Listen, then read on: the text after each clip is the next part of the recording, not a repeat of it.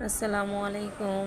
সবাই কেমন আছেন? আশা করি ভালো আছেন। আমিও ভালো আছি আলহামদুলিল্লাহ। তো আজকে ফুল দেখতে আসছি, আর এই ফুল গাছটা কারো একটা স্মরণে এখানে লাগানো হয়েছে, আর সেটাই আমি আজকে আপনাদের মধ্যে শেয়ার করব। এই ফুল গাছটা কেন আর কখন কিসের জন্য এখানে এটা লাগিয়েছি।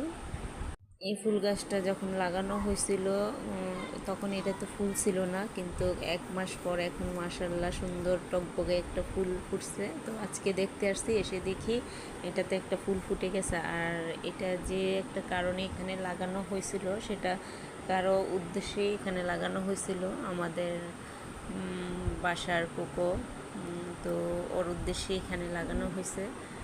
আর এটা এখানে লাগানোর পর এটাতে কোনো ফুল ছিল না, কিন্তু আল্লাহর রহমতে এখন এটাতে ফুল ফুটছে, আরও কলি আছে পিছনে, মনে হয় ফুটবে সম্ভবত। তো আজকে নিচে আসলাম আর